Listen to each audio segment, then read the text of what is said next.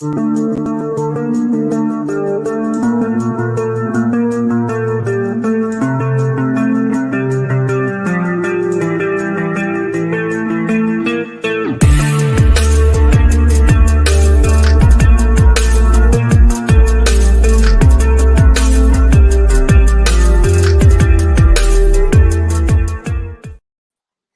is going on, fight fans? My buddy Manpreet, MMA Lock of the Night. We are coming off of UFC 280, a fantastic day of fights, not night of fights, day of fights. But I would be remiss if I didn't start out the show off the top with a happy birthday, buddy. How you doing?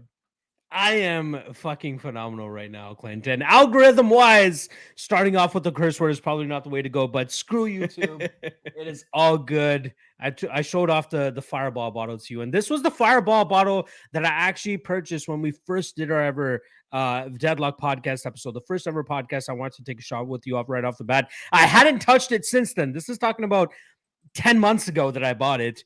Hadn't touched it, but I am very deep into it now, thanks to it being my birthday and thanks to me doing the live stream that I did on my channel. But good God, I'm impressed. This fight was a little bit, this card was rolling on a little bit, very, a lot of decisions, a lot of very sketchy decisions as well. We'll talk about very shortly, but I think it really started to pick up, especially in that main event. I can't wait to talk about it.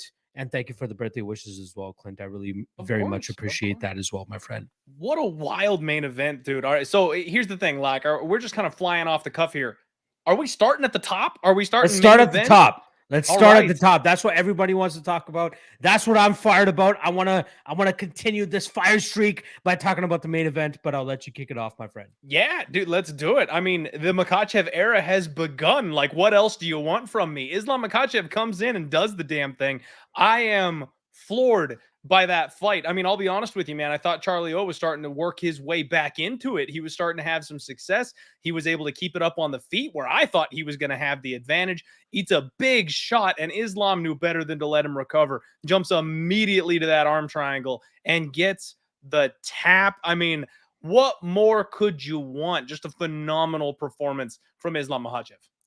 I'll say this: when Islam was walking out, you see him kind of getting emotional, starting to tear up a little bit, and I thought that it was, I don't know, I honestly didn't know what it was. I don't know if it was like the gravity of the moment, whether it was him thinking about Abdul Manap and all that type of stuff. That storyline going into this fight, right? Like Father's Plan. Everybody talks about Father's Plan, and Islam was obviously the next one up to get that lightweight strap. But I was a little bit hesitant when he was walking out. I'm like, why are you so emotional? You should be confident going into this fight. But I think it was the brevity of the moment for him. But solid first round here. First strike he throws hurts is Charles Oliveira. So right solid work from him there. That kind of surprised me a little bit. I think it surprised a lot of people, especially considering that a lot of people expected Charles to have the striking advantage going into this fight. And I was one of those guys. I'm sure you were as well, in terms of thinking that Charles would have the striking advantage. But Islam was honed in. He got that early takedown, and the fact that Charles wasn't even close to getting any type of submission in that first round gave me the confidence that Islam was likely going to win this fight the longer that it goes. And then I personally thought he was going to get that TKO in the third round. He gets the submission in round 2, and all week, Clint, I was looking at the betting lines, and I saw that Islam Makhachev to win by submission was favored more than Charles Oliveira to win that fight by submission. And I think that surprised a lot of people. I thought he was going to get that either black control or full mount, and from there I thought he would be able to ground and pound Charles Oliveira to a victory. But he latched onto that arm triangle choke, looked good doing so. Obviously got the tap in that second round. Very good performance from Islam Makhachev. Betting wise, Clint, I don't know how it went for you. Actually, I think I know how it went for you as well. It did not go well, Locke. Let me tell you, it did not go well. I reverse sweep myself, especially going into that co-main event. We'll talk about it very shortly. But obviously, the L on TJ Dillashaw there, I was very much hoping for an inside the distance win for Islam Makhachev. He pulls it off. He cuts my losses in half.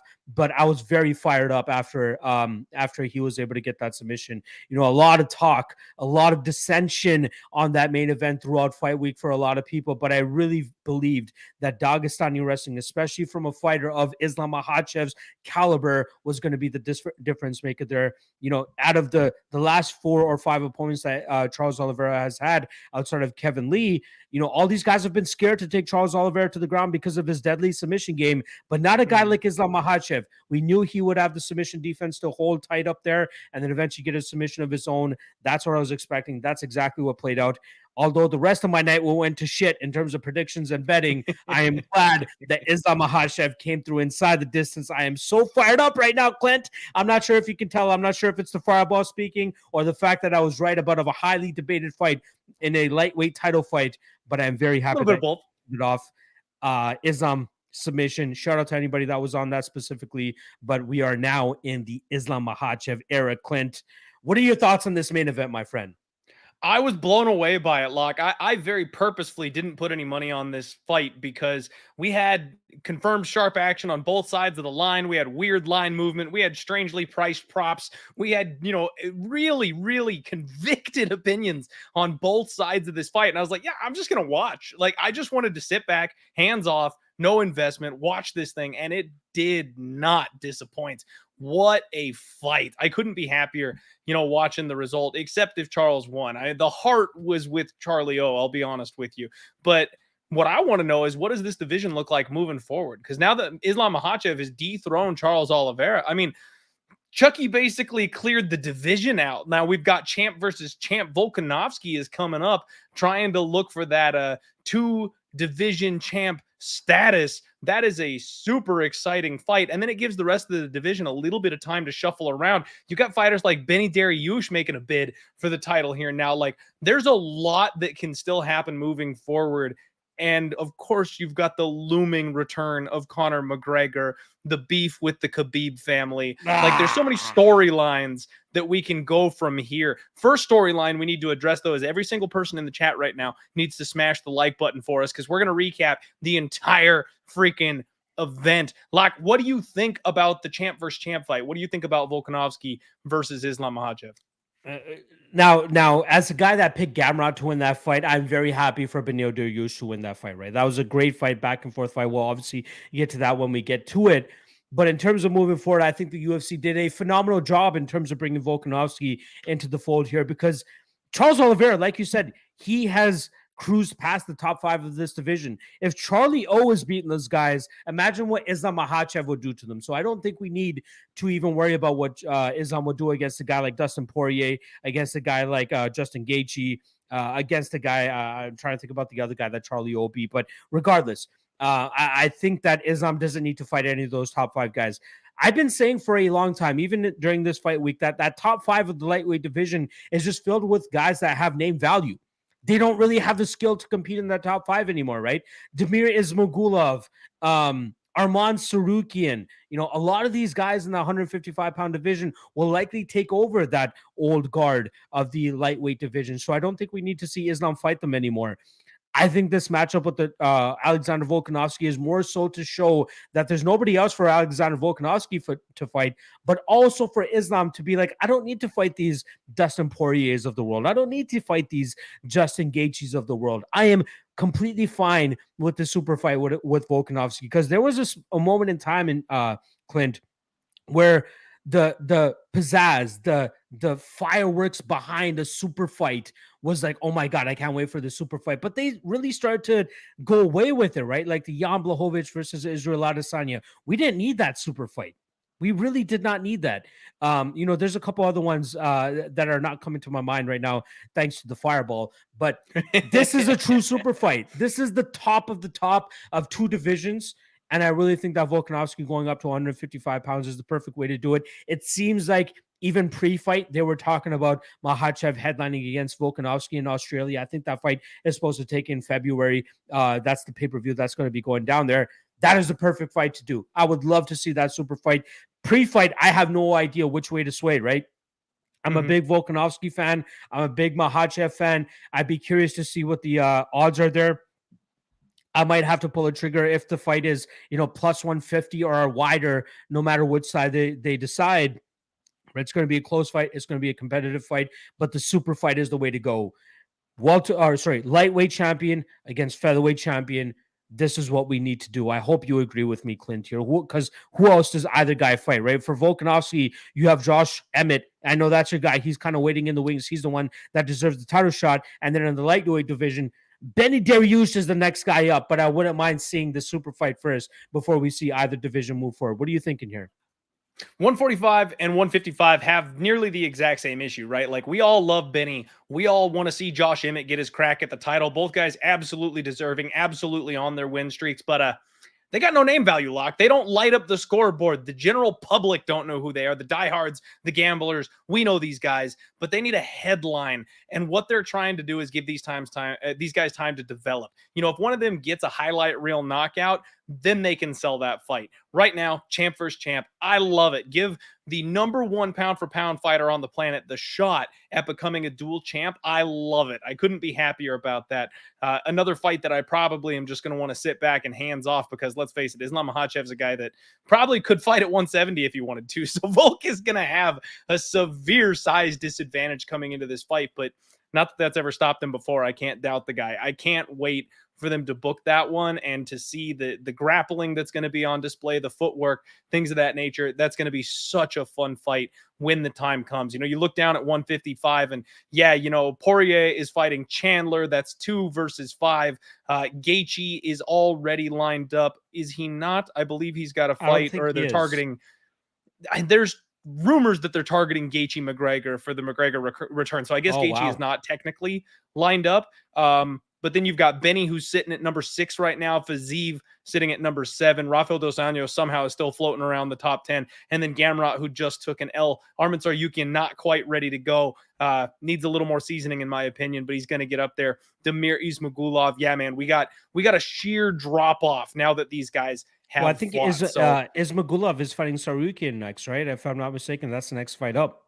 Yep. And they are 10 and they're 11. Still, so that's like, even with a win in that fight, they're still like maybe a fight or 2 away from getting a title shot. So, like, yeah, there's nobody immediately that we're clamoring to get a title shot outside of Benil Dariush. And I love Benny as much as the next guy, but he just doesn't really have that name value or that stammering that people want him to get that next shot.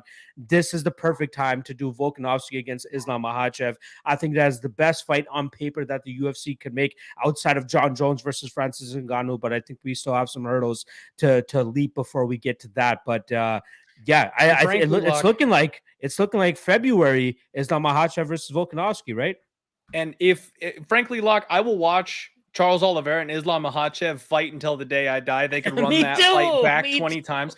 If Charlie O goes down, gets a win, let's say they throw him Darius. That's Darius's opportunity, right? Like, he gets a win over the former champ. He gets the title shot. Give me Charlie O versus Benny Darius for a title eliminator. Bingo. Put Chucky right back in Let's there. Go. Like, I'm fine. Run it Clint. back, baby. He's the longtime champion, cleaned out the division. Let's just do the damn thing again. I'm here for it. Bro, I'm right there with you. That is a phenomenal fight to make off of this one, right? Like, neither guy took significant damage. That's maybe even a fight that you could line up for that February pay-per-view. Why not? We can get our next. Why not? We can get them ready to go right on the same card that the super fight is going to be happening, and then we can get our next lightweight contender right after that. Benny Darius versus Charles Oliveira. Alexander Volkanovski versus Islam Makhachev. Hey, Sean Shelby, Mick Maynard, take the day off. We got you. We got it covered right here on the Deadlock podcast. Lock, I think that's enough on the main event, buddy. Yes. I know you're feeling the fireball. I'm going to try and keep us on track here. Co-main event time, Aljamain Sterling, TJ Dillashaw. Let me just lament for just a second here, Lock, because Clint, I feel so bad. I planted my flag this week, Lock. You know, there are times when you see the Matrix, you know what I mean? Like, before, we're not mind readers. We don't have crystal balls, but every once in a while, you see the way a fight is going to play out, and you can see it so crystal clearly before it ever happens. And that's what I had going on here in this fight against Aljamain Sterling. TJ Dillashaw blows his shoulder out in the first round of the fight and somehow miraculously survives. Like, bro with one arm is able to defend hellacious ground and pound from Aljamain Sterling. Gets to the corner. They manage to fix it, pop it back in. And I'm thinking, reload, boys. Let's go. The champ is here. It's not done yet. No, apparently He destroyed his shoulder in this camp, and it popped out 20 plus times, which, by the way, is frankly not normal. He very much needs a surgery to repair whatever is going on in there, because even people with shoulder issues don't have that kind of shoulder issues. I'm thinking they just pop it back in place and he's good to go. No. Took less than a minute for it to pop out again in the second round, and you're helpless. I talked about how if TJ Dillashaw, even knowing that he had injuries, the prior surgeries, things like that, knowing all that, if he's like 90% of the man he was, he still handily defeats Aljamain Sterling, in my opinion, with that matchup. You can't do it with one arm. That's like 60% of you. It's just not possible. So Aljamain Sterling, I don't want to take any more from him because I've already put a giant asterisk on this win. Obviously, I think the arm was a much bigger factor than anybody's giving it credit for. I don't think Aljamain Sterling wins this fight against a healthy TJ Dillashaw, but he did everything perfect. And man, it was dirty. The corner being like, attack the arm. His shoulders had they called it out in the middle of the fight, and Aljamain went to work trying to damage that already injured shoulder. He handled it perfectly. Props to the champ. He got the win. He's fighting Sugar Sean O'Malley next. That's coming. Man, I honestly I had a 1-unit bet on TJ Dillashaw myself, right? And then I thought about you as soon as that injury occurred. I thought about you because I knew that you had a 5-unit play on TJ Dillashaw. But shout out to Mrs. Locke coming through with your boy, getting that ice cube for your boy. I apologize, Clint, but my wife, she's the MVP for today. That 6-hour live stream that I did watching the entire fights, it was all fueled by Mrs. Locke, always providing your boy with some ice because I need my drink to be nice and cold before. Mrs. Locke just killing it today. Mrs. Locke is absolutely killing. But in regards to this matchup, again, like I said, I was thinking about you as soon as I saw that shoulder pop out of TJ Dillashaw. And a lot of people thought that it occurred inside the fight, but I thought that as soon as that happened, I'm like, wait a second. TJ Dillashaw was not a part of the embeddeds this week. TJ Dillashaw was, skipping out on the fighter interviews that they were doing. Hey, Clint, this does not happen often enough for us to have picked up on it, right? I don't blame you for not picking up on that because it just happens so infrequently. Excuse me. I apologize, guys. I'm you all right there? Very, very twisted as I've been drinking a lot this morning during this fight. Hey, it's your boy's birthday, so I had to do it. But in regards to this matchup, I thought about you as soon as that happened. And yeah, it's I was a big Aljamain Sterling fan, right? I'm not sure how many people were actually fans of Aljamain Sterling back when they did the whole decision thing for him. When his first contract ran out, he went on Ariel Helwani's show and he did a similar to the thing to what LeBron James did when he went to Miami for the first time. He goes, okay, I am going back to the UFC. I'm resigning with the UFC. And he was a highly touted prospect, right? Everybody's like, oh, this guy is the next champion. And then he ended up losing his next fight to Brian Caraway. A guy that was not really a title contender, a guy that was mainly famous for being Misha Tate's boyfriend at the time. That was his claim right there. That was his claim right there, pretty much. But then Aljamain eventually, worked his way back to a title shot, got knocked out by Marlon Moraes, but worked his way back to a title shot, got the title shot, got the DQ win, got that win over Fiorot. And this was supposed to be a cementing moment as bantamweight champion, but it is going to still be marred by controversy because of that shoulder injury that TJ Dillashaw has going into this fight. So very difficult to really have a reaction about this matchup, right? Because it didn't really feel like a matchup. Halfway through that first round, we're like, okay, TJ is in pain from something. I personally didn't know right off the bat, but it seemed like people started to come to the conclusion that it was a shoulder injury. And then once they got back to their feet, you could see that his shoulder was popped out. Even if they had popped it back into the socket in that between that first and second round, which they did, I still felt like it, based on the game plan approach from Aljamain Sterling, he was going to get this fight back to the ground, and that was going to force that shoulder to come back out of its socket, and that's exactly what happened. So very difficult to really have a true reaction to that co-main event given the injury circumstances going into it. But I will say this: the fact that it originally happened back in April and TJ Dillashaw still decided to take this fight and not pull out, and the fact that it came out over 20 times during this training camp makes me lose a little bit more respect for TJ Dillashaw, right? We can say everything about the steroids and the EPO as much as we want. I'm giving this guy the benefit of the doubt, but he still went 6 months without saying a word and giving another guy a title shot.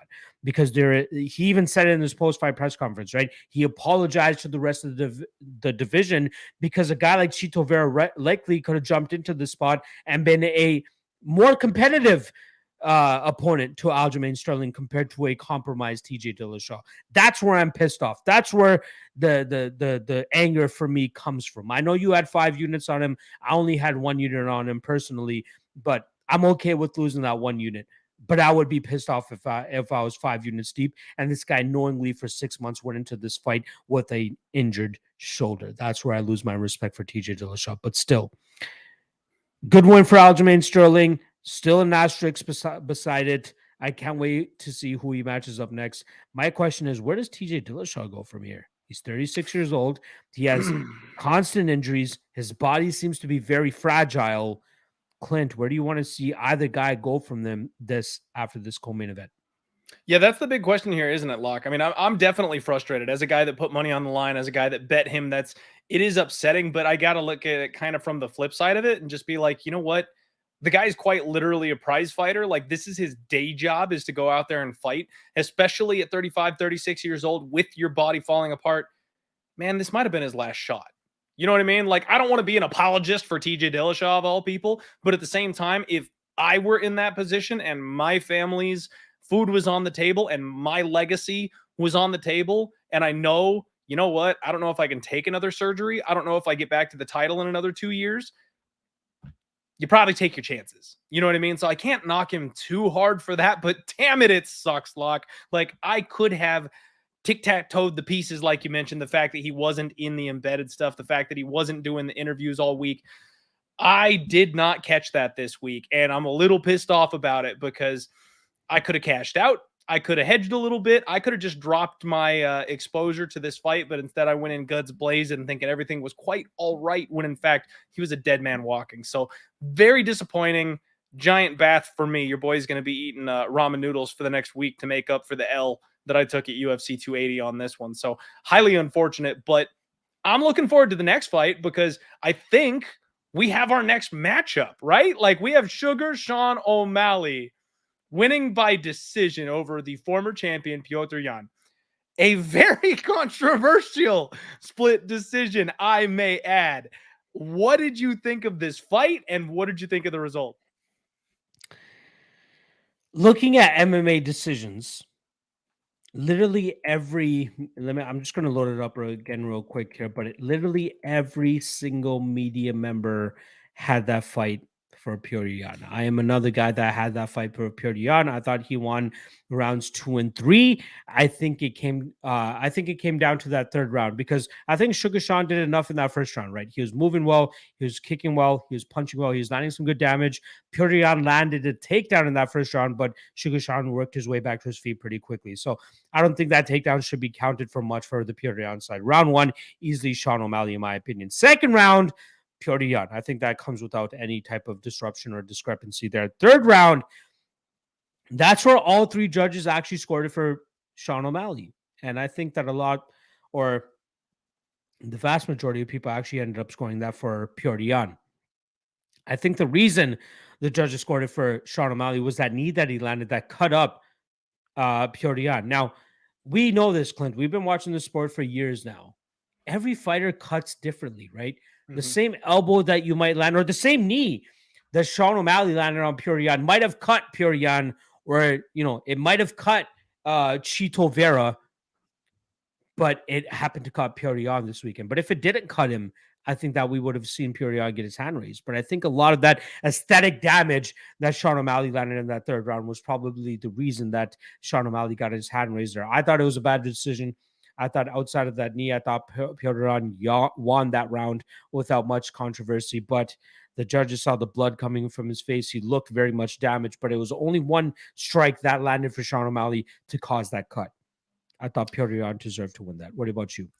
Yeah, the optics were not great, Locke. I'll be honest with you. So I had it 2-0 Yan going into the third personally. I thought he had done enough to win rounds 1 and 2. However, I did concede the fact that round one was pretty close. Like, you could make an argument for Sean O'Malley in round one. I'm not saying I agree with the argument. I'm not saying it's a factual thing, but I think it was close enough in round one that I can get away with giving the nod to Sean O'Malley in that first round. We know coming into this thing, the narrative was Sean O'Malley, the very first homegrown prospect for the Dana White Contender Series, looking for a title shot, gonna get the belt, biggest star, this close to being Conor McGregor. Like, they're hyping this kid up all week long. And everybody just piling hand over fist money on Fiorot. That line just kept chugging down the other way, just kept getting shorter and shorter and shorter. Man, it was one of those things, Locke, where a big red flag to me is a better. I had thought to parlay Fiorot. I had thought maybe round 3 TKO for Jan. And watching the market move, I'm like, somebody out there is moving this thing towards O'Malley, even given all that. And we know that's what the UFC is looking for. So, hey, right after O'Malley landed that big old knee, I jumped in live plus 675 on Sean O'Malley in that third round, Lock. And I'm grateful. I know everybody else is pretty upset with the decision. I'm okay with it. That kind of helped save my night and ease the pain just a little bit for me. But I can understand absolutely why everybody else is upset. I can understand the frustration. That's another rough decision going the wrong way. And a lot of people are comparing the UFC now to like WWE and boxing, where it feels like the narrative was forced through on this one. And I can understand that. This is supposed to be the realest sport out there. This is supposed to be lock people in the cage. Whoever is the best, whoever wins is the one that leaves and gets profited. And it's starting to look like maybe it's taken a turn the other direction with Sean O'Malley getting his hand raised, especially because that's not the first time this has happened. Every single win O'Malley has had recently has an asterisk next to it. He's on a very questionable run right now. And I think they're going to shoehorn him right into a title shot with Sean O'Malley because with Aljamain Sterling, because why wouldn't they? Yeah, no, I'm right there with you as well in terms of how this fight could go. But hey, shout out to Sean O'Malley, right? He was the guy that was like, hey, I got to watch this fight back. I got to see how close it was and all that. He had a good attitude about it. Exactly. You would assume a guy like Sean O'Malley would be like, hey, I won this fight. I get the next title shot. You would expect him to be braggadocious and really flexing his muscles, but he was very realistic about it. He was like, hey, I got to watch this fight back. I got to see how it went. And Daniel Cormier, even teed him up. He goes, well, a lot of people thought, Dana White included, no matter who wins this fight, they should go and get the next title shot. But Sean O'Malley just pumped those brakes a little bit. He recognized that it was a very close fight. Jan might have gotten robbed, as many people might say. But I'll say this to you, Clint. I wouldn't be mad at an Aljamain Sterling versus Sean O'Malley fight, just because it would bring some fresh blood into that title picture. It would give some more shine to Sean O'Malley, who I think deserves it just because of how much he's been putting into his marketing, right? How much he's actually been putting into growing his brand and becoming a bigger name. And based on everything that's happening in bantamweight right now, it's not like we can just give Piotr Jan a title shot off of a loss, because I think that would be a little bit of malpractice, right? Like, I think it will be, we think he won that fight, so he deserves the fight in toes. But based on official results, Sean O'Malley is the one that got his hand raised. He should be the one that's getting the next title shot. I'm okay with that personally. But Clint, before we move on to the next fight, there is something that was very interesting that actually took place as the decision was being read for Islam Makhachev.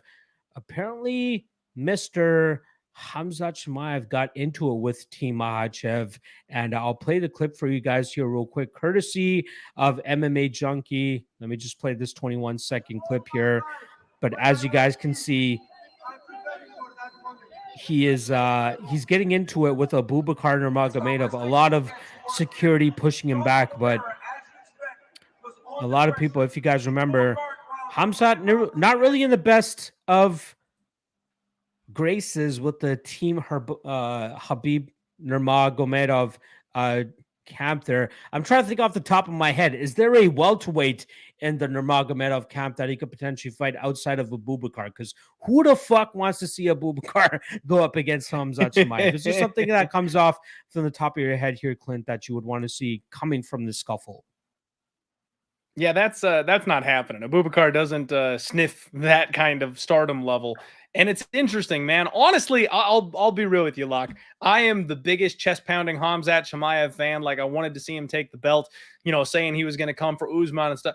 I'm getting a little tired of his shenanigans, quite frankly. He's fighting somebody every single week. Like, every opportunity he gets, he's trying to dive into somebody's camp and take over and get in there and scrap. And it was Paulo Costa last week. Like, now it's Abubakar. Like, bro, just chill out. Like, I know he's a fighter. I know these fighters want to get in there and fight. That's the thing.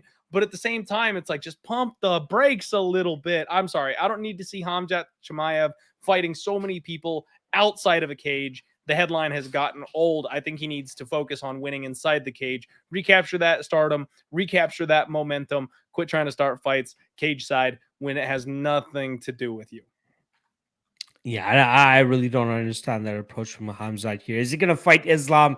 There's no way he's making 155. There's no way Islam is even going to bother going up to 170 pounds either. So I don't completely understand. He might have to go up to 185, Locke. They might not even let him fight at 170 anymore if he doesn't make it for his next fight. Hey, yeah. Dana was saying earlier this week that they're going to give Khamzat one more chance to make 170 pounds, but that seems to be the spot there. Paizo DFS saying Abubakar also made a post on Instagram talking about it. I didn't see it. I just quickly looked at the Instagram, and I'm not sure which one that you're talking about there, but very unfortunate that Khamzat got mixed up into something like that. All right, Clint, let's get to the co-main event here, right? Like, wait, sorry. We talked about the Petr Yan and Sean O'Malley fight. We both think that Yan deserved to win that fight, but Sean O'Malley likely getting the next shot at the title there. Let's quickly talk about Beneil Darius against Mateusz Gamrot. Now, very competitive fight.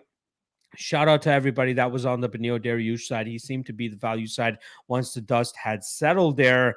I'll be honest with you, Clint. I was very surprised at how much Mateusz wanted to grapple with him there. I thought he would be the technically better striker. I thought he'd be a little bit more disciplined on the feet. I thought that would allowed him to potentially knock out Beneil Darius later this fight win. But man, Beneil putting the pressure on him with the striking, putting the pressure on him with the takedown defense as well. I was very surprised at the performance that we got from Beneil Darius this weekend. But yeah, again, shout out to everybody that was on the plus money there. What were your thoughts on this matchup, my friend?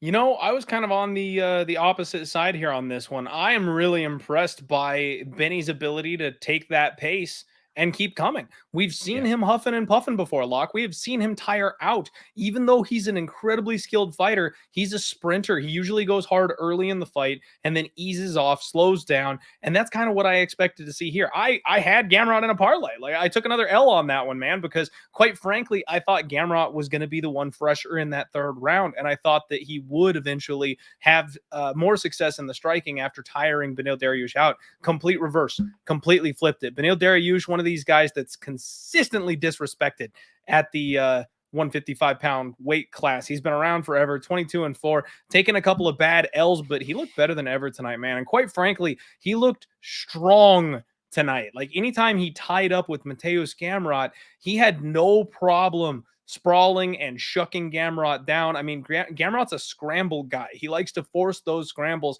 get a better position, drag you to the ground, and that worked a couple times early in the fight. That was it. Like, after that, I think he held him to what, 11 out of, or 3 out of 13 takedowns, 3 out of 14 takedowns, something like that. Those scrambles simply stopped working. Beneil Darius was able to outmuscle and out physical him. And that's something, for betting, we're estimating, right? Like, you can't ever tell when somebody's actually stronger than somebody else until they get in there and actually tie up. I did not think Benny was that physical. And I thought Gamrot was going to be able to take care of him in the grappling situations. And that was not the case. Yeah, I was very impressed with Benny Darius as well. I thought the more technical approach from Gamrot would be the deciding factor in that matchup. Benny stayed in it the entire time. His striking looked good. His leg kicks looked good. His body kick looked good. But even his defensive grappling, man, he did not, it seemed like on tape, he didn't give up even one takedown in that spot, man. He looked very good and working back to his feet. Let me just quickly throw this out there, courtesy of Paizo DFS, who's talking about the Abubakar, talking about the Khamzat instance. This is a quote from Abubakar's Instagram here saying, Khamzat, I see you change your clothes quickly. After moving to Sweden and writing a complaint to your own Chechen Republic that you are being harassed there, you received documents for a good life in Sweden. But now gaining glory, I look changed. Now you're back and living in Chechnya, and all is well with you. I am happy for you. Don't lose that comfort zone. Not long ago in America, you sat and ate with us at the same table, worked out in the same hall, and went to the mosque together and called us brothers. And now you write that you're going to tear someone up. Yes, I agree. Everyone has a right to express their opinion, but be careful with what you say. Clint, what are your quick thoughts there? Yeah, see, that's the kind of thing that has me a little bit on edge about Khamzat. Like he's burning bridges left and right, man. Yeah. Like he's training with everybody. He's running around grabbing any camp, any partner that is willing to train with him. And that's smart, you know, getting a feel for the other people that are in your division or other coaches stuff, cross training, seeming like a cool guy. That's all awesome. But as soon as you start stabbing people in the back, bro, you're going to run out of friends. And you know, this is the hurt business. Maybe he doesn't care. Friends are not a big deal. But at the same time, that's the kind of thing that starts to rub me wrong. Like I said, I'm tired of the Khamzat Chimaev headlines. I'm tired of hearing about him scrapping or beefing with somebody.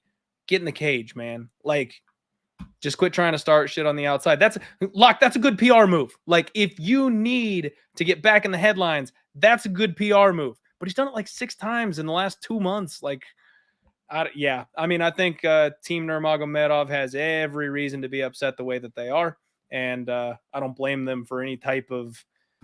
I mean, retaliation obviously is not the right word, but like if they're gonna try and line up a fight with Khamzat or something like that to get back at him, like they have every right to be upset and want to go for it. There's no reason for anything to spill out from this Khamzat fight, No, right? He got lucky that at 279 that it transpired into an actual fight for him against Kevin Holland. But this time around, there's nothing to worry about. Who the fuck is there at 170 from that Dagestani crew for him to fight? Abubakar makes no sense. The guy's not even ranked. He beat a fucking fringe top 30 guy in Gadzi Omar Gadziev. Nobody wants to see Khamzat versus that guy. So yeah, Hamza, I don't know. He's just got to chill out. He's just got to sit back. I don't know if it was maybe Abubakar that ended up actually starting this whole scuffle to begin with. The only person we see on film is actually Hamza getting held back. But yeah, I don't get it, man. Hamza, chill the fuck out. Dana is giving you one more chance to fight at 170 pounds. You focus on making weight, beating whoever the fuck they put in front of you, and then we'll move forward after that because you lost a lot of fans at UFC 279.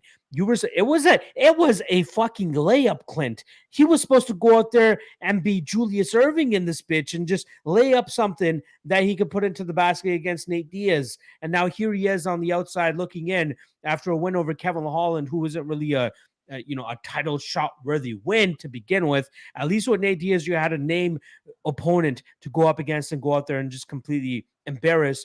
You fucked yourself up at UFC 279. Now you keep starting up ruckus with people that you shouldn't even be fighting to begin with. Chill the fuck out, dog. Go fight out 170 pounds in January or February like you're scheduled to do so. Get that win, and then you can be in the the top title contention talk spot, right? The only guy for me personally, Clint, like I want to get your thoughts on this real quick. Then I'm going to run to the washroom after this because my bladder cannot hold it, honestly. But personally, for Khamzat, we'll talk about Khamzat real quick. I want to get your thoughts on this. Then we can move to the curtain jerker for the main event or the main card in Chookagian and Fiorot. But I think Khamzat needs to fight a guy like Colby Covington. Khamzat needs to fight. Well, he already fought Gilbert Burns, but I think that Colby Covington is his key lock that he needs to unlock so that he can fight for the title. If he beats Colby, aren't they booking that? Give him a title shot. Isn't that the rumor that's what's in process right now? It's rumor as per now, right? It's not set in stone. There is no ink to paper as of this moment. But that should be the next fight for the number one contender because we see that Kamaru Usman is likely going to be taking on Leon Edwards probably in February or March in London. But Khamzat needs to fight Colby at this point in time toward another title shot. I'm going to go drain the main vein real quick while you let us know what you think should be happening next for the welterweight fight, and then transition us over to the Fiorot and Chookagian breakdown. And then we got to speed things up a little bit. All right, everybody. Hey, do us a favor, help us out, smash the like button. My guy Locke is It's his birthday today. He's rolling deep in the fireball. So we got to cut him a little bit of slack here, running off on me, leaving me to stream by myself while he uses the restroom. Man, I'm looking forward to whatever Khamzat does next. That 170 situation right now, it's total chaos. I mean, we're going to talk about a super exciting 170 fighter here in just a little bit, but you've got Kamaru, Colby, Khamzat, Burns, Bilal, Neal, Thompson, Brady, Luke Shavkat hanging out at number 10. I would rearrange these rankings at this point, quite frankly. There's a lot of things that need to move here in this division, but Khamzat versus Colby, number 2 versus number 3. If Kamaru Usman is not ready for that immediate rematch, that's definitely a number 1 contenders type of slot. And frankly, I think Bilal, it's kind of a piss or get off the pot type. We're going to talk about him in a minute when Locke gets back, but I think that Bilal has done enough. And especially with Leon Edwards being the champion and how their first fight went down, I think that's a fight you got to make. I think that's the one where you've got some storyline there, right? Like you can absolutely make that fight and get some people talking about the rematch because it ended with the controversial eye poke. Like that's going to be a fun fight. And I think that's definitely one that they can look into. But the next fight down the list, let's go ahead and move along. Locke can jump back in when he wants to. We need to talk about Caitlin Chookagian and Manon Fiorot. What a fight. This was actually really fun. Caitlin Chookagian met her match, someone that can strike at range with her and Kia just as loud as she does. I thought that this fight was very close going into that third round. I had a little sprinkle on that split decision prop personally. I was hoping at 10-1 that Caitlin Chookagian could choke another prospect and derail another hype train. But Manon Fiorot did really well, made some good adjustments in that fight, and she won unanimously via decision. I don't hate the decision, quite frankly. Like even with my split decision prop here on Caitlin Chookagian, biased perspective, I wanted Caitlin to get her arm raised because of that. I can't hate it. Manon Fiorot lost that first round, and then she adjusted. The second round was close. I thought it was 1-1 going into the third very clearly. And then you get me into that third round, and it was a little more competitive again. Caitlin Chookagian looked like she was doing a little bit more of the things that were having success. But Manon Fiorot, again, adjusted, and then she mixed in the grappling. She got that takedown. I know it was minimal. There was almost nothing that happened with that takedown deep in that third round. But at the same time, I feel like that was enough to seal the deal. She was already ahead on the judges' scorecard. She scores the takedown. And we know Caitlin just is not capable of a comeback KO. So, frankly, it was a fun fight. It was a good fight. I don't think Manon Fiorot is ready for the title, though. After that kind of a performance with Caitlin Chookagian, it seems like she did just the bare minimum to get by that spot. I don't think she is prepared to fight the champion. Locke, were you impressed by that fight? Is she ready for the title shot? And like I said, we got to burn through the prelims a little bit after this because I got to be somewhere. Yeah, no worries, for sure. In regards to this matchup, I this is why I always refer to Caitlin Chookagian as the female Neil Magny. She always does a damn good job of making fights very close. Yeah, I mean, she no matter whether the odds say -300, -200, -100, or +100, whatever it is, Neil Magny and Caitlin Chookagian always find to make fights very close, right? Because of their style, output, movement. That's usually the main things that make fights very close, and that's what Caitlin thrived on in this fight. Very close fight, definitely 1-1 going into that third round, and then in the third round, I thought Minot landed the more significant strikes, but I see the hesitation in terms of giving Minot a title shot after that, but she beat number 1.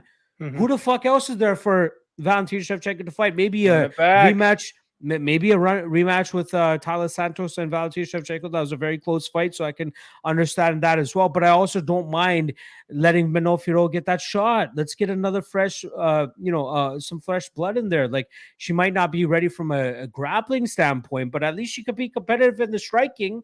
That's something that we need to keep in mind. So I don't mind Minot getting the next title shot. If I'm not mistaken, Tyler Santos actually has to have surgery of some sort. I think she's going to be out for a little while.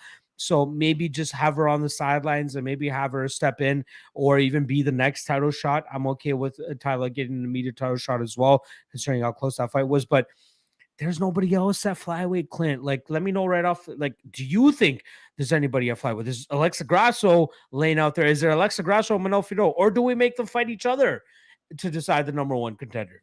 What do you think? Yeah, it's unfortunate. It's kind of a wasteland at this point. I love me some Alexa Grasso. I want to see Alexa Grasso in there, but I still, even with this semi-disappointing win, I think there's probably more hype on Manon Fiorot going into this one. So I think that's the next fight to make, man. I just got to be honest with you. With the way Talia Santos went in there and fought her ass off, damn near got the thing done. I want to see that again. I don't want to see Valentina going back to squashing cans. I think Alexa Grasso needs a little more seasoning before she's ready. Frankly, I don't think that Manon Fiorot is on the level of Shevchenko. So, yeah, feed her. Go right ahead, feed her. But coming off the Talia Santos fight, I was kind of foaming at the mouth for another competitive fight in this weight class. I'm okay with that. Honestly, I am totally fine with that as well. But we need some fresh blood in there. I'm okay with Manoa getting that next shot. She beat number one, right? What else do you need to do other than beat the number one ranked fighter? And that's what Manoa did this weekend.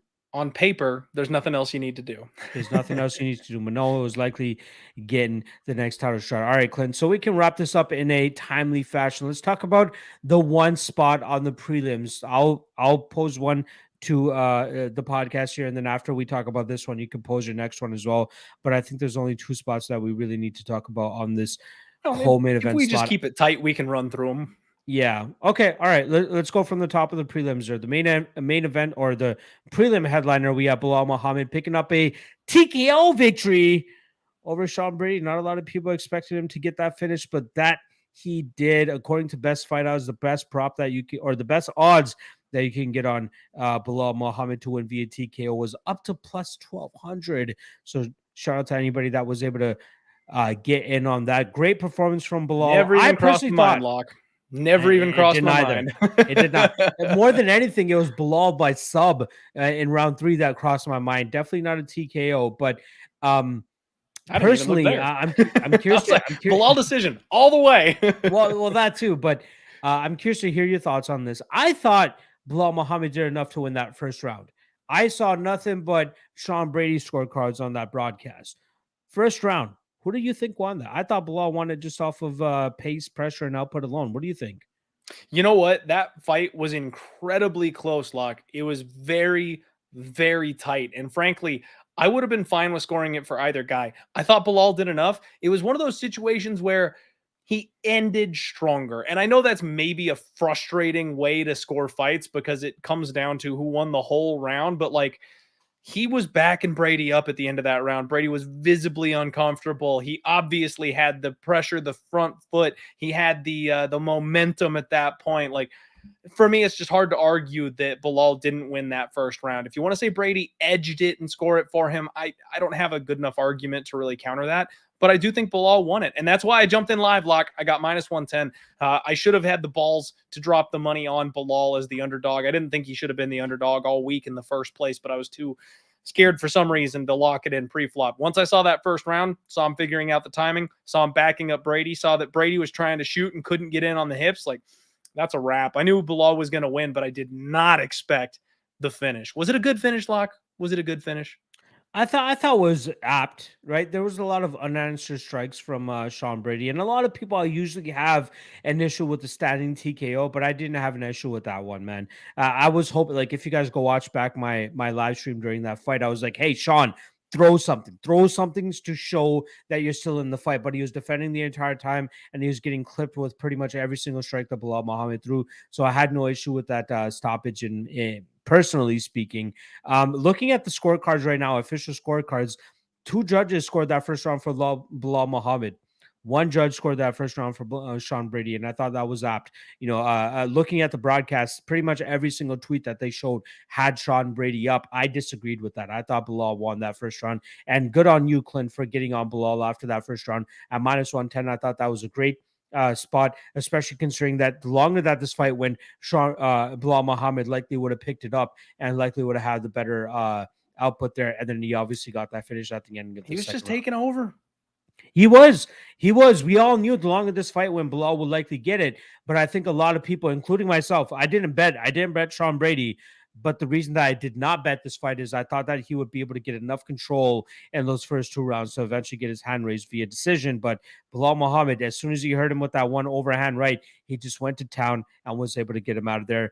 Belal Muhammad moving forward, Clint, what are you thinking here? Personally, I think he needs a shot at one of those top 5 guys before we end up giving him a title shot here. But we can't deny him any further, man. Yeah, that's one thing I mentioned while you were taking your break there, buddy. I did say that I think that it's time. Like, how can you deny the man at this point? And quite frankly, he's got a nice storyline with the champion that you can sell. He's got some history with Leon. If the fight didn't have that eye poke take place, you got to wonder how that played out, because we've seen this guy's durability and pace. He does not quit. So, yeah, I want him to run it back. Give Bilal his shot. Remember the name, baby. I'm in. I don't know if you can give him a title shot right off jump. I think that they're going to go with Kamaru Usman versus Leon Edwards up next. But hey, Bilal was even like, hey, I'm down to fight Khamzat. You know what I mean? I'm down to fight Colby. I think those are the two guys that kind of stand between him and a title shot. Excuse me. Even Gilbert Burns, I think, is another shot or fighter that could give some legitimacy to the Bilal Muhammad name. So out of those three names, who would you like to see him fight next? Oh, I'd like the Burns fight, kind of, but aren't there rumors running around that Burns is getting matched up with Masvidal at this point? So that one may not actually be an option.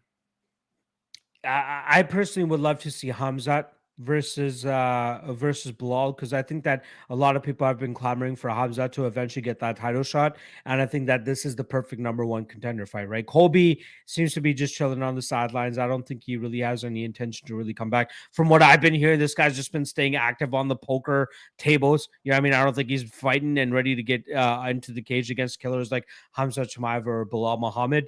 But yeah, give me Bilal versus Khamzat. You know, I mean, I think Khamzat has been talking about coming back in January, February. Let's do that matchup. I think that's perfect for the next number one contender fight, especially considering that we'll likely get Kamaru Usman versus Leon Edwards 2 coming up in March here or February in London. Clint, I'm pretty sure you don't really have much else to say about that welterweight matchup. So let's just move on down the card to the middleweight fight between Kyle Bahayo and Mahmoud Murdov. Very close fight going into that third round. I thought it was 1-1. Whoever won that third round would likely get their hand raised. And this was my concern in terms of taking Mahmoud Murdov in this matchup. I was concerned about his cardio, about his possible output in that third round. And I expected Kyle Bahayo to have that extra gear if he needed it. Early going in that third round, Mahmoud Murdov looked very good, but it was that guillotine attempt from Kyle Bahayo which eventually turned the tables, got Bahayo on top, and then he won that fight by decision. I think, if anything, there are more question marks now on Bahayo, especially moving forward. I think that's a guy that we could potentially fade in the future with a much more formidable opponent than Mahmoud Murdov. But I think from a, hindsight speaking, Mahmoud Murdov was probably the value side here. And I know a lot of people don't really want to hear that, but considering how close that fight played out, there's no way Bahayo looked minus 200 in that cage.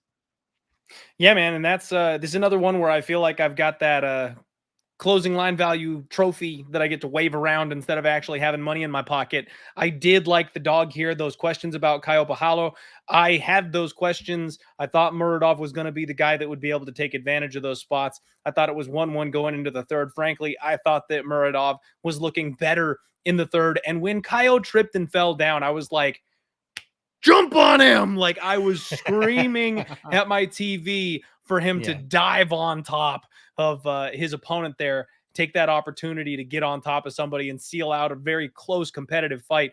Man, we take these shots. I think I was on the right side betting wise, get stuck holding the bag. Everybody else cashing the tickets on the flip side there with Kaio. I think you're right. I think we're going to have an opportunity to fade him. Those questions are there. Let's see how much he improves. Let's see where he goes from here, because he's been training with some good quality people. So, it's going to be interesting to see Kyle Brahalo moving forward on this UFC roster and where he goes, because 13-1, getting a win over Mahmoud, no matter how ugly it may be, that's the kind of thing that keeps you moving, man. If you skate by, but you got the win, that's all that matters, right? Like, he's going to be growing. He's going to be improving. I'm curious to see who the UFC matches him up with next. Yeah, I think Kyle Bahayo has a ceiling, and I think it might end up being his next fight, especially if he keeps taking steps up in competition, because I think a lot of guys can take advantage. So fast.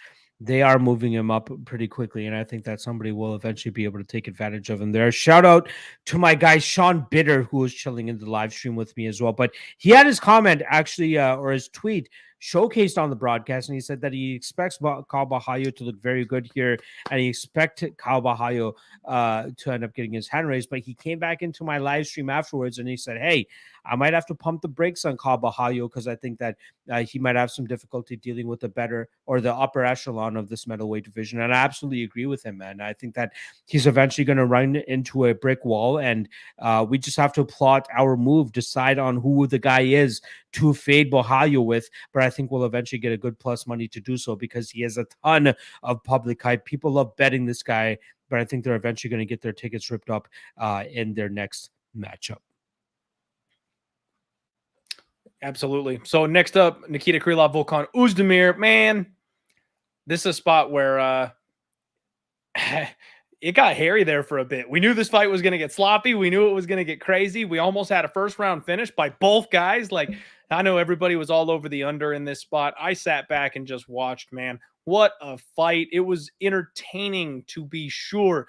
Nikita Krylov's still a guy that I'm not 1000% sold on lock. I feel like this is a wasteland at light heavyweight. So these guys are contenders simply because of that. I don't think either of them are going to be in the actual contender circle, top 5 anytime soon.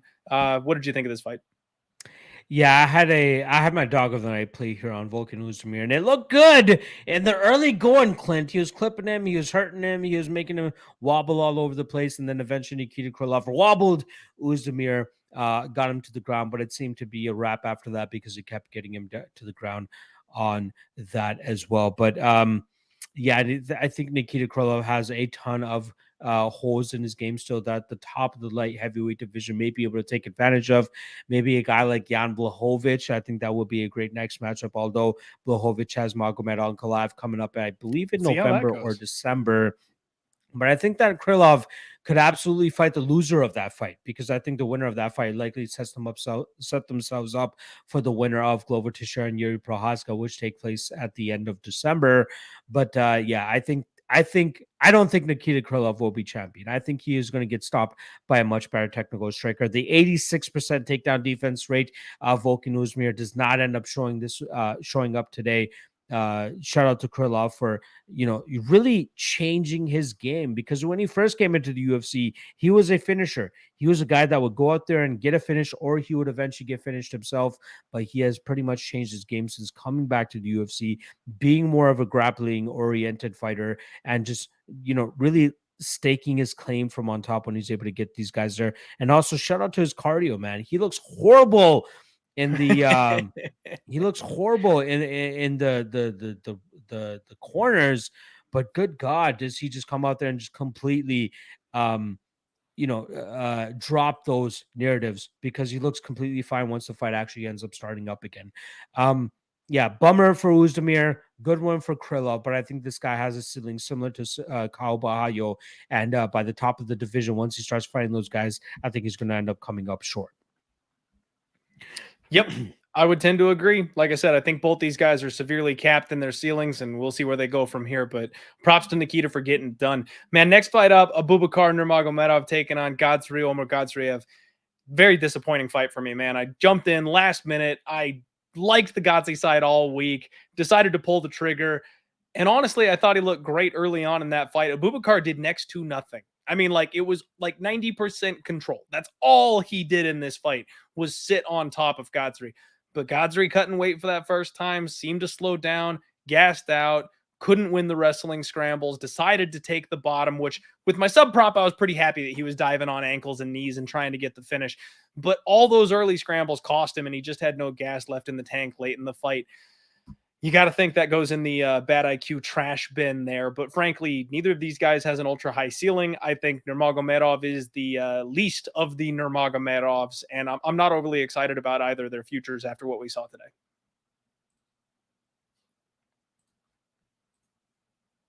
You're on mute, I think, buddy. God damn it, Clint. I blame the fireball for that one. No, I agree with you. I think that Omar Godziev will likely have a better career at welterweight than he will have at middleweight. So I think that this is a good weight change for him. But from there, I just don't know how high he will get. Maybe he'll crack the top 15. But outside of that, I just don't think he'll have much success. Like, I don't really think much of Abubakar And the fact that he was able to get the positions that he did and get the win the way that he did just kind of shows us the ceiling of Omar Gadzhiev. Again, he'll probably win a couple fights at welterweight, but I just don't think he'll crack that top 10. So good win for Abubakar, but yeah, about this matchup overall. Agreed. Absolutely agreed. We can move on from that one. There's not much to say. Hey, AJ Dobson and Armin Petrosian was entertaining to say the least, but man, I felt like AJ Dobson just didn't pull the trigger. You know, he worked with Mark Coleman. He showed off a little wrestling early. That's never going to work against Armin Petrosian. We've talked about that get up game. But then it just seemed like he kind of got shut down going down the stretch. A lot of people expected violence, kind of set the tone for the fact that this fight was going to be a very slow paced card where we were going to get a lot of extra decisions in spots we maybe thought we'd see finishes. What do you think of both these guys as prospects? Yeah.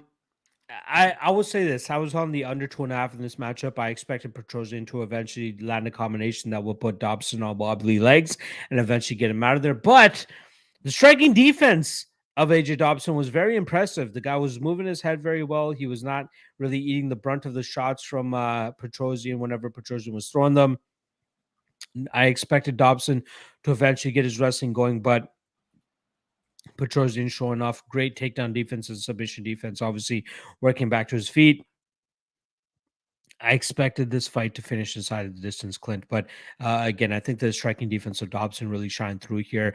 Shout out to Petrosian for getting that second win in the octagon. Looks very good, man. When he can keep fights in the stand-up realm, his consistency, his output, his combination strikes, I think are very impressive. It just comes down to how quickly he can eventually get back to his feet because he's going to get taken down. You know, his takedown defense not the greatest, but his get-ups are what are most impressive about his game. Mm-hmm. But yeah, I just think that especially this middleweight division, he'll likely be taken down more often than not. And I think that'll eventually keep him from being in the top 5. Good win for him, but I still don't see anything that shows me that he's going to be a championship of any sort. He's got a long way to go before he gets there, but I definitely think he's going to be a fun gatekeeper-esque fighter. We'll see where he goes, right? Well, he's got a long time that he can still develop. He's only 8-2, so we'll find out. But I love the way the guy strikes, and honestly, I love the way that he wears his opponents out with that get-up game. But speaking of prospects, man, we're down to the last couple of fights here. Everybody in the chat, do us a favor. Please smash that like button here on the channel for us. Big ear shout out. Hey, if I can't win anybody money making bets and gambling, I'm going to make your asses laugh because that's all we can do sometimes in this game. Muhammad Mokaev and Malcolm Gordon. As soon as this fight got going, I tweeted out, you know what? Perhaps it's time to stop disrespecting Malcolm Gordon. This was a setup spot by the UFC. They expected this kid to run straight through Malcolm Gordon, and he took him to the limit. He reversed him. He had his back. He nearly choked him out in the second round. Phenomenal performance in a loss from Malcolm Gordon. I still think a bigger hitter, somebody who can test that chin of his, is going to raise some issues for Malcolm Gordon in his next couple of fights. So I don't think he's a prospect we need to start writing home about, but I'll stop talking shit about him on the podcast. That's for sure. Muhammad Mokaev obviously looked past him in this spot. And I've talked about that before. When these high-tier fighters, high-tier prospects, they're young, they look past people, they're not ready to go to war, they don't respect their opponents, these fights are a lot closer than they should be. He bailed himself out with a last-minute submission. Beautiful armbar to get the tap at the end of the fight. Cashed everybody's, minus 250 inside the distance tickets. Ooh. Saved everybody on the second fight of the night. But God, boy, was that greasy, and was everybody sweating before that, man. Yeah, quick shout out to my guy James Young here saying odds on Manpreet not wearing pants minus 900. I apologize, but you will have to rip up that ticket because I do like wearing pants and like being comfortable. But in terms of this matchup, Clint, I actually had the under 1.5, which obviously didn't end up cashing there. Shout out to Malcolm Gordon for making it a closer fight than it should have been. I did have a degenerate play on Mokaev to win inside the distance, and like you said, those are the best plays, Locke. With 34 seconds left on the clock, he ends up getting the ticket to cash there. But I think this is more so we got to give more respect to Malcolm Gordon, like you were saying, man. Like the guy is a BJJ black belt. He's a BJJ black belt or under Jorge Brito, or George Brito, as a lot of people want to call him if they want to be American about it. But George Brito is a very high level black belt that many people don't know about. He never really made it to the top of the division or top of the MMA world in terms of his MMA career, but from a BJJ perspective, very high level guy. He owns Toronto BJJ down here as well in the Toronto area. So very high level guy. And the fact that Malcolm Gordon was able to get a black belt there, shout out to him. But Mokaev, if anything, I think that this showed us that he still needs to work his way up, right? I don't think that this guy is going to be a champion or the youngest champion in UFC history, because I believe that title is currently held by John Jones, and I think he achieved it at 23 years old. That means Mokaev is going to have to win a title in the next year or so. Ticking clock right there, man. That's a ticking clock. I don't think that's going to happen. I think we need to bring this guy up. I saw somebody in my live chat saying that he should probably fight Tim Elliott next. And I think that's a great way to go about it, to at least see where this guy's barometer is at, right? Like, if he can't get past a guy like Tim Elliott is a great gatekeeper. He's a gatekeeper. Is an insult. He's ranked. That's a good fight. No, I don't mean it by insult by any means, but like, that's what I think it is. I think it is a good barometer to see where Mokaev is at. But I think that should be the next fight up. Good one for Mokaev. Let's give some more respect to Malcolm Gordon, but give me Tim Elliott next. I think that'll be a good matchup. The term gatekeeper is not an insult, especially at the UFC level. Like, being a gatekeeper means you're in the top 0.02% of human beings on the planet. Like, I don't see any problem calling people gatekeepers at the UFC level. You are correct, but I've seen, I can't recall it off the top of my head, but I have seen some fighters take that as an insult. I don't mean it as an insult whatsoever. Fighters may not like it. Guy. They got the fighters championship aspirations may not like that terminology, but quite frankly, I only ever say it with an air of respect. First fight of the night, man, ending our stream out here. Karol Rosa taking on Lina Landsberg, and boy, did they start this card off with some BS, man. We had an illegal knee early in this fight. Lina Landsberg drops Rosa in round one. Like, this, we should have just like cashed out on all the bets as soon as this fight happened, because you knew it was going to be one of those nights when it starts that way. Karol Rosa does enough to go ahead and get the nod, but had a point deducted because of that illegal knee. All I can say is Lina Landsberg is tough as all get out, man. She could have taken the easy way out. She could have taken the disqualification in that spot, chose to continue. The fans are grateful for her doing that, but she basically just signed up for an L, because it was pretty clear that Rosa had the grappling advantage and the pace advantage. It just wasn't going any other way. I should have done the decision prop, man. I had Karol Rosa in a parlay. I thought maybe she could KO her late. That's what led me to the parlay instead of doing the decision prop. But we should have just leaned on the durability of Lina Landsberg, because that girl does not go away. It's damn near impossible to finish her. So, yeah. Anybody who had Karol Rosa by decision, absolute props to you guys on that one. That was a great read, a great bet. Even though it got a little hairy, got it done. Yeah, that fight was a little bit closer than a minus 300 on Karol Rosa would indicate, but she still ended up getting it done. She just had that advantage once this fight hit the mat. And I wish she went to a little bit more in that third round. That third round was a little bit hairy, especially with that first round being in question, because Lina Landsberg was able to land that early knockdown. I thought she did enough to win that first round. The second round was obviously Karol Rosa. That third round was kind of closed, but I thought it would have been better if Karol Rosa got that takedown. Good one for Rosa.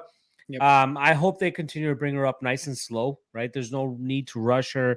She has the skill set. She just needs to continue to garner that that experience, especially against experienced women, similar to Lina Landsberg. Say what you want about her being 40 years old, but just to beat a girl like that, go through some adversity like that, I think it's a very good thing for Karol Rosa's career. So shout out to Karol Rosa for getting that win.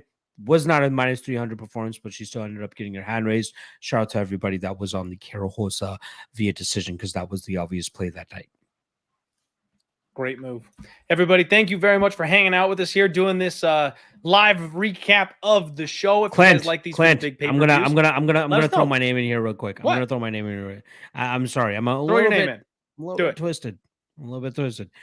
I don't know what you got planned for the rest of the Saturday, but is there any chance that we could potentially get you to take a fireball shot with me for your boy's birthday? Can we do that? Can we take one swig of the fireball even? Is that possible? Oh, for your birthday, Locke, there is a chance. I'll be right back. Let me go get the bottle. There we go. My guy, Clint McLean, for your boy, taking the shot. 31st birthday. Since I am as twisted as I am, I had to goat him into it. If you guys are watching this, shout out to the 30-ish live viewers that we currently have. If you guys have hard liquor available to you, if you guys can snatch onto that as soon as you can, please do so. We're about to take the final live stream shot that I could potentially take on this. I appreciate every single one of you doing it.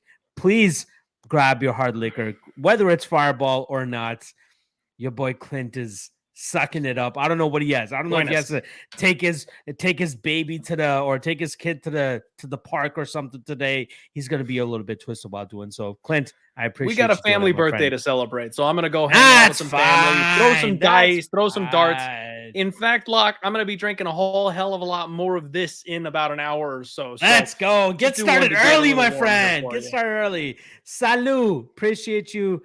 Cheers to you, my friend. Happy birthday. Let's fucking go. Ugh. Me chasing. Woo. I better get my drinking shoes on. I wasn't ready for that.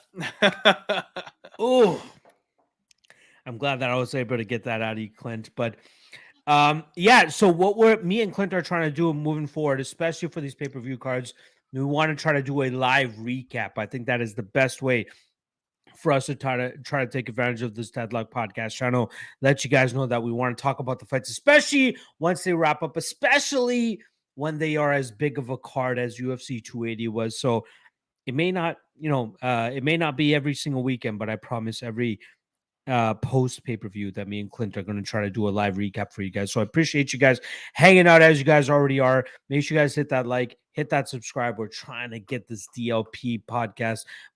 That's kind of redundant, Clint. I apologize. I'm going to defer to the Fireball there, but we're trying to get this Deadlock podcast popping for you guys.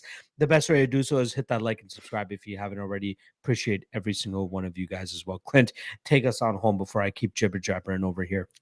That's the show, Locke. That's about it. We are going to go ahead and get out of here, everybody. If you wanted to have us do more of these recaps after the big pay-per-view shows, after the live stream ends, jump in the comments. Let us know. That's going to help us out. Subscribe here to the show. Hit us a retweet on Twitter if you could. We'd appreciate it. But folks, the Deadlock podcast will be back in a couple weeks, I believe. We got to get together on a date. I can't remember when the next one is. Wish our boy Locke a happy freaking birthday, and everybody get out there. We got to pick ourselves up off the floor for the rest of the year gambling here because we got some work to do.